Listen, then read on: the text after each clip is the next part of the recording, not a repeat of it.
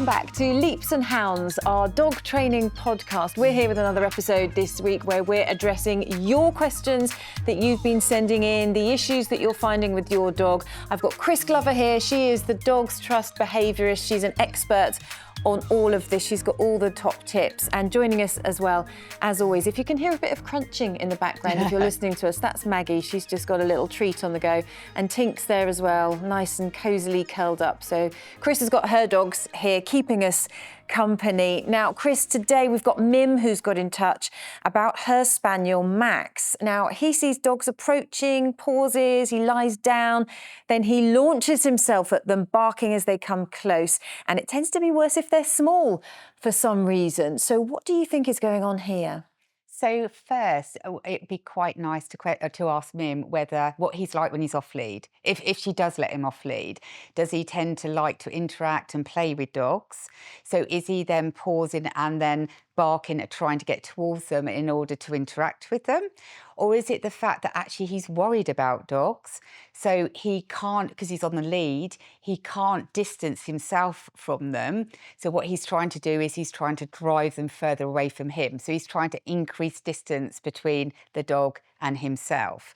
So that'd be the first thing to sort of just question. Also, is he okay with bigger dogs? So why does he only do it with small dogs? Maybe small dogs are his favourite play companions. So does he like to interact with small dogs? Or is he a bit more worried about small dogs because he hasn't had either less experiences or not so good experiences with small dogs? So when you look at the body language of your dog, when it's doing that then, it could either be excitement, it wants to play and it's barking to say I'm excited, or it could be I'm worried, I'm barking to say, what, stay away, or a threatening bark? Yeah. You know, how can you work out the difference between those two? So usually if we're thinking about bark, and this is very, very dependent on breed of dog and age and type of dog, but usually your frustrated barks tend to be a bit higher pitched and a little bit more repetitive, whereas the fear barks tend to be slightly deeper.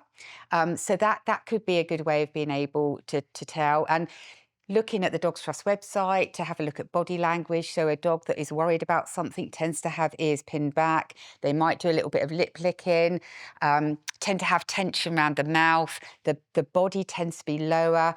It tends to be a little bit more rigid. Whereas if we've got a dog that's frustrated, really wants to get towards, they tend to be a bit more active. The tail's wagging, it tends to be more of a horizontal or maybe slightly sort of higher tail carriage. And they tend to look a little bit more relaxed in themselves. So if we wanted to compare, when Max is at home and having fun time with Mim, is that what he looks like when he's on and he's trying to get towards dogs? Is he trying to get towards them, or does he want them to move away from him? And what sort of things can you do then to limit this behaviour, or to sort of work around it, or any tips to address it? Because for you as a sort of dog owner, it's a bit of a stressful situation, isn't it, if your dog's suddenly barking at lots of other dogs? And I think for other people, they would maybe be intimidated, because if they don't know what your dog barking means, they might be thinking, is this dog about to attack us or the dog? Yeah. What can you do, do you think, to help address this behaviour? I think also from us, we tend to go out for walks because it's a way of de-stressing, not distressing, but de-stressing. Yep. And we like peaceful walks, don't we? And some of us don't really want to draw attention to ourselves. So you're absolutely right that for us, it can be quite an embarrassing behaviour for our dogs to perform. The best thing to do, if we can, is if it is frustration, I really want to interact, can we make something that is more fun with us? So can we do a little bit of throwing of treats to keep them focused on that? Can we give them a little bit of attention, which then means that they want to stay with us? Maybe we could have a ball on a rope that we're holding on to, that we can have a little bit of play. So is that sort of as you see another dog approaching in the distance, when could you use that? Yeah. Or as it's coming past? I would do. So I would say at the point that your dog has noticed, and I think we would be wrong if we're going to say the dog needs to visually spot the dog, because dogs are aware of things going on without having to see. So even if they're picking up the smell, or if they can hear the dog in the distance moving towards them, then it's at that point. So again, it's whenever that body language starts to change. So whilst the dog's trotting by our side, maybe looking up at us, maybe looking at other areas, it sounds like that probably what Max is doing is he's starting to slow as he gets closer, which then means he drops into the down. So as soon as he starts to slow, if we can just get him focused on piece of food, us, a toy, can we just turn in the opposite direction? Because actually turning him away, if it's the thing that he's worried by, he's going to relax, he's going to come with us. If we really want that thing in the distance, so if I can access that donut that's within reach, if I move that donut way out of the way, then it means I'm probably going to be less frustrated because the donut is not in my sight anymore and I can't smell the donut.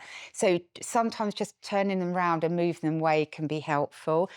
Definitely get some help from a good dog behaviourist. Dogs Trust has got a fantastic behaviour support line where you can get free advice to phone up and just get a few tips. They will be able to give you some recommendations on behaviourists that can come out and support you. Good advice. Maggie's just come to say hello. Hello, Maggie. And do you know what? She hasn't noticed the fact that Tinker's stolen her chew. Although she did steal it from Tinker in the first place, didn't she? Let's hope she doesn't notice that one. OK, so when this situation in particular, Mim says that it's small dogs for some reason that seem to make it worse. And it is interesting. Dogs do have really long memories, don't they? My friend's dog, I know, is very worried about dogs with pointed ears because it was once attacked by a dog with pointed ears. And ever since then, you know, they will remember things from a long time ago. If they've had an incident with a certain type of dog, that's sort of imprinted on their memory. Is there anything you can do in that situation to try to say to them, it's okay, not all small dogs are going to be aggressive, or not all the dogs with pointy ears? I think you're absolutely. I think also there's a lack of experience sometimes, and you typically get. I mean, it doesn't happen very often now because puppy classes tend to be a mix of different shapes and sizes and breeds of dogs. But if we think about Maggie, when she was quite young, she always lived with terriers, so I knew that she was really safe around, or terriers were safe around her, smaller dogs were safe around her. But I know that a lot of people, when I was out walking, would be a bit concerned about her around their small dogs because we know that ex-greyhounds might be a little bit more inclined to chase small, fluffy dogs. So I think sometimes a lack of experience. I think it's just about bringing good experiences. So we want to stay away. We want to give them the distance that they need, but we want them to feel comfortable and safe.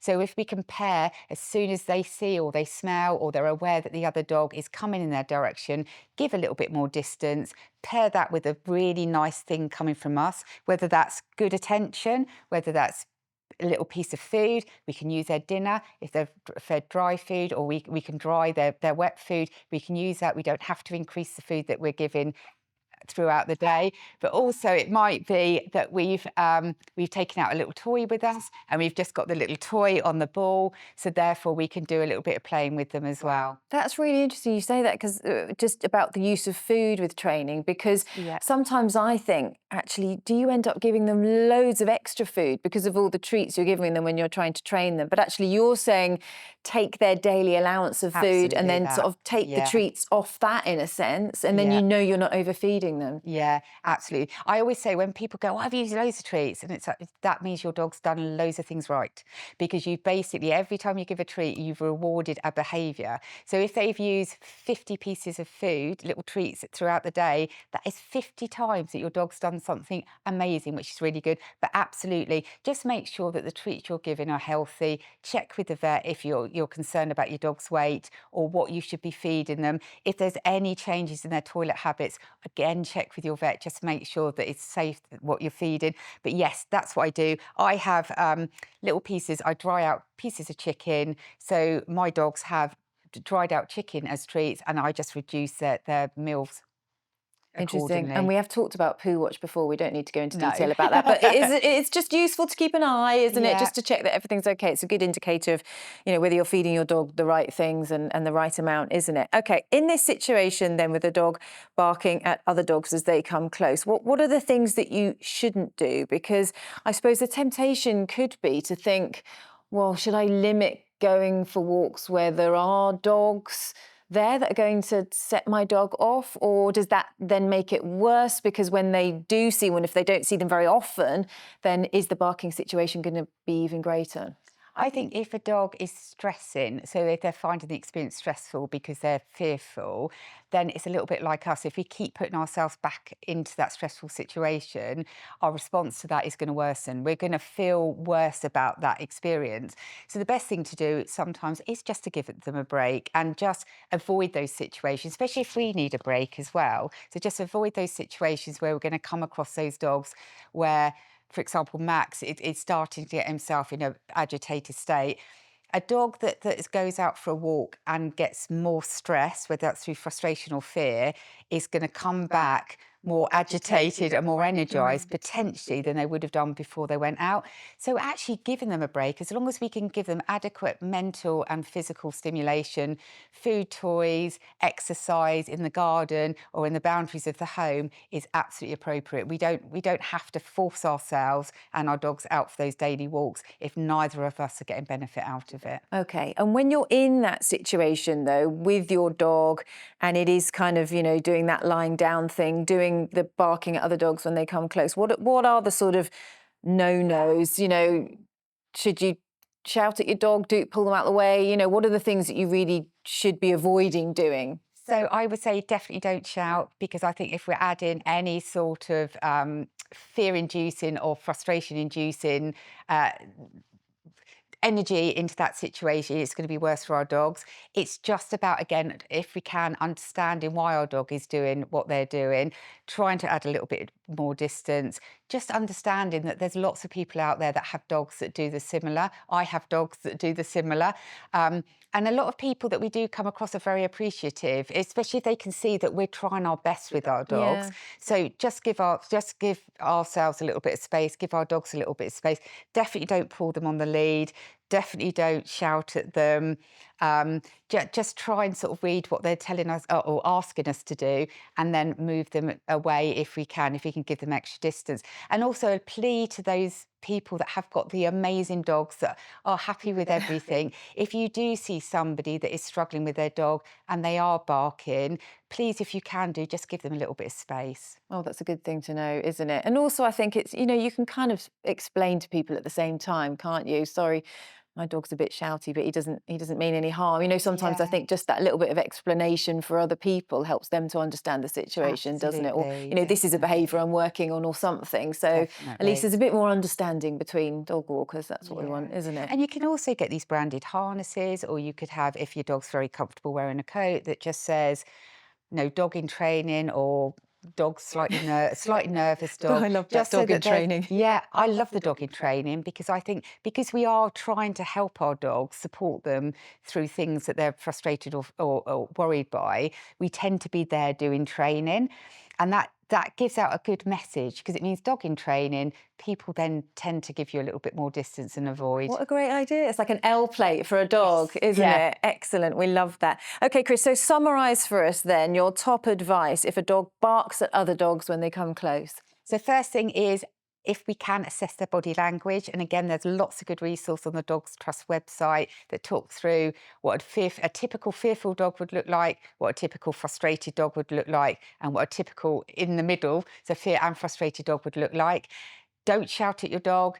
Don't pull them on the lead. Try to relax yourself. Try not to feel embarrassed by it. I know it's really, really difficult, but there's lots of people in the same position as you are.